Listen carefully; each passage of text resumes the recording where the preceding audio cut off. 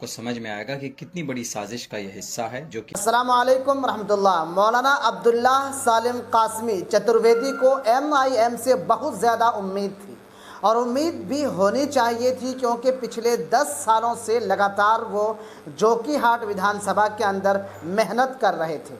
पिछले बार जब बिहार विधानसभा का चुनाव हुआ था, उस वक्त भी MIM बिहार प्रदेश अध्यक्ष अख्तरुल ईमान ने उन्हें आश्वासन दिया था कि आप इस बार रुक जाइए, अगले बार आपको ज़रूर मौका दिया जाएगा। लेकिन अब जब 2025 में इलेक्शन है और बिल्कुल करीब आ चुका है और टिकट मिलने लगा है, तो अब MIM ने मौलाना सालिम कासमी को इस बार फिर से धोखा दे दिया। अब इसकी वजह जो कुछ भी हो, लेकिन कहीं ना कहीं एक तरह से MIM को लेकर कुछ लोगों में नाराज़गी है और बदगुमानी भी है। इसलिए सोशल मीडिया पे काफ़ी ज़्यादा इस सिलसिले में चर्चा भी हो रहा है। मौलाना अब्दुल्ला सालिम कासमी ने कल फेसबुक पर लाइव आकर के MIM के सारे पद से इस्तीफ़ा दे दिया और आज उन्होंने एक फिर बहुत बड़ा बयान दिया। बहुत लोगों पे बहुत सारे आरोप भी लगाए। आपको समझ में आएगा कि कितनी बड़ी साजिश का यह हिस्सा है जो कि हाट विधानसभा की सीट।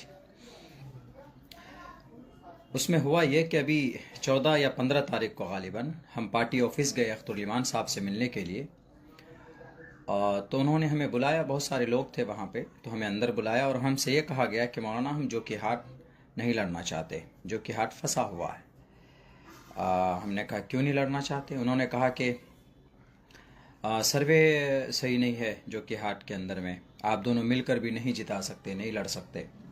तो हमने कहा नहीं, जो कि जीतना चाहिए। तो फिर उन्होंने ये बात रखी कि जोकीहाट के अंदर जो सर्वे में नाम आ रहा है वो सरफराज साहब का आ रहा है।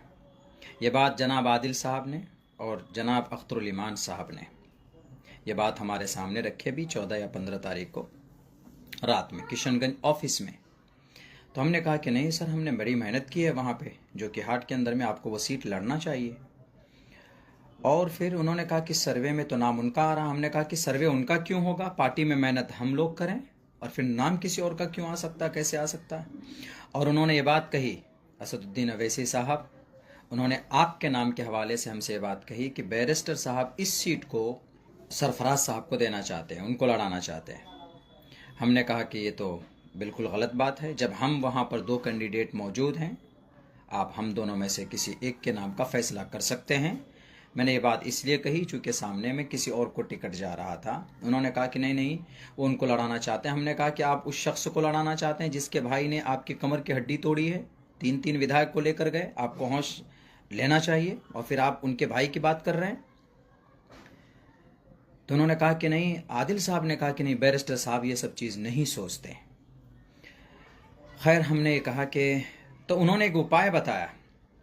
हमने एक बात रखी उनको, हमने कहा कि देखिए हमारे बीच में मामलात हैं, बैठ कर के आप सॉल्व कीजिए।